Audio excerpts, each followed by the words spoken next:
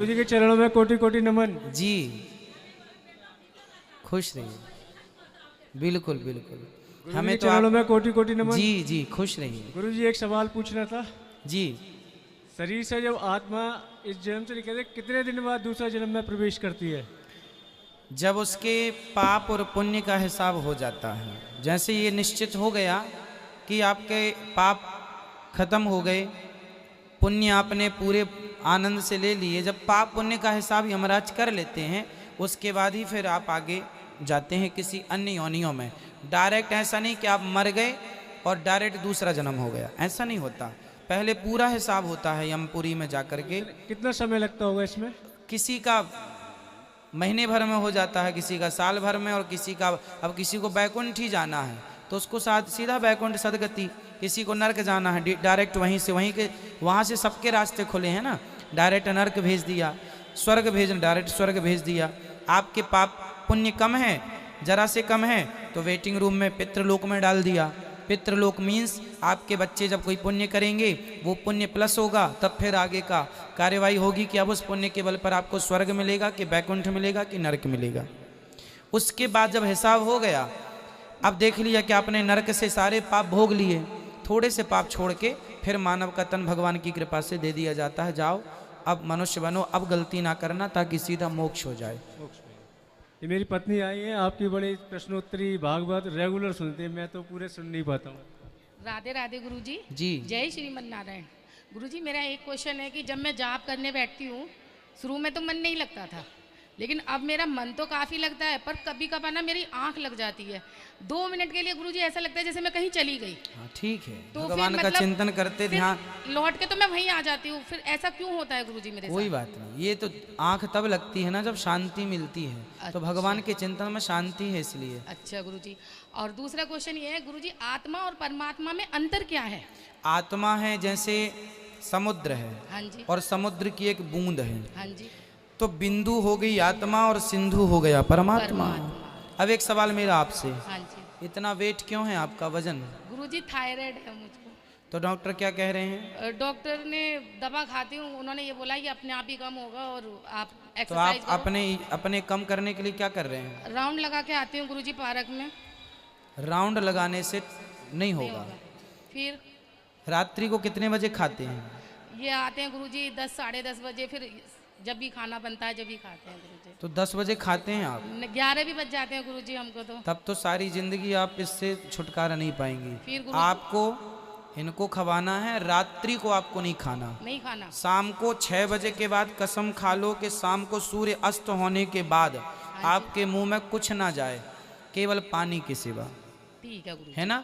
दूध पीना है दूध पी सकते हैं बस, बाकी आप सुबह केवल सलाद, आपको रोटी नहीं, चावल नहीं, सिर्फ दाल सब्जी और ककड़ी चुकंदर मूली गाजर, इनका सेवन करना है। तो गुरुजी हम खाते तो है नहीं, 11 साढ़े 11 बजे तो हम नाश्ते ही करते हैं, चाहे हम 2 पराठे ले लें तो या पराठे कुछ भी खाते हैं। नहीं, फिर गुरुजी दोपहर में नहीं लेते हम कुछ भी, 2:30-3 दो बजे से पराठे साढ़े भी 6 नहीं लेते। इस शरीर के लिए 2 पराठे भी बहुत है, बहुत है ना?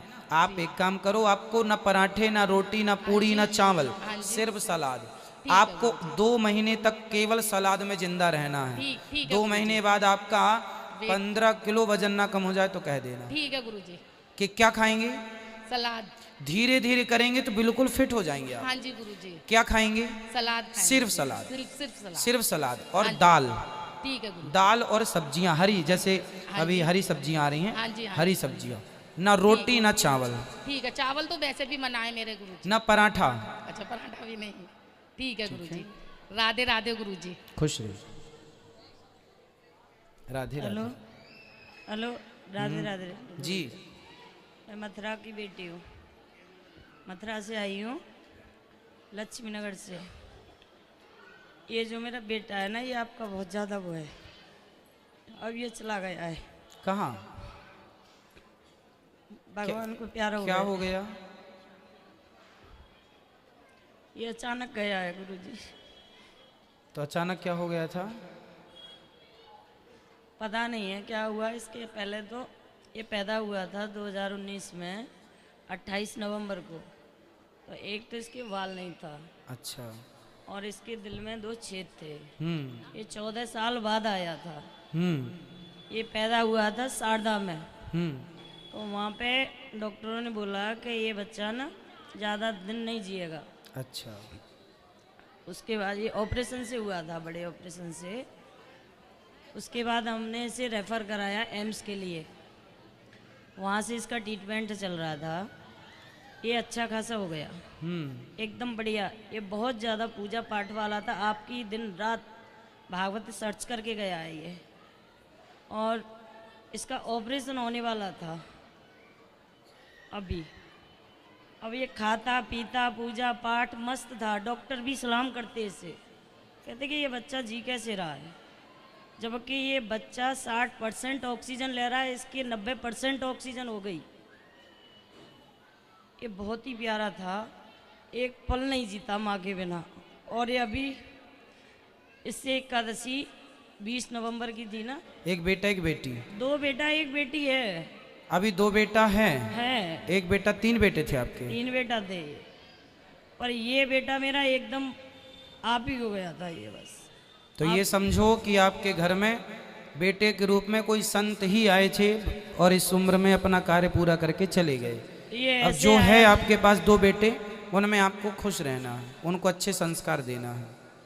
बच्चे मेरे बहुत अच्छे हैं, पर एक चीज़ बताओ गुरुजी, हम इतना करते हैं सासों के लिए, ऐसी भी सास होती हैं कि जो अपने नाती के लिए ये देखने भी नहीं जाती हैं।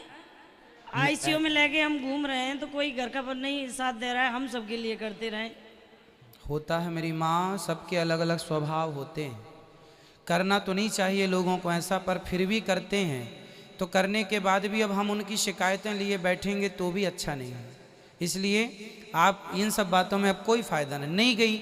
अब उस बात को बैठे रहने से, पकड़ने से क्या लाभ होगा? क्या सास चली जाएगी? जैसी है वैसी ही रहेगी। अब आप किसी को दोष ना दीजिएगा, बस जो जिसका समय था पूरा हो गया, किसी को दोष नहीं। भगवान का चिंतन करिए, भगवान सबको सद्बुद्धि दें, सब खुश रहें बस।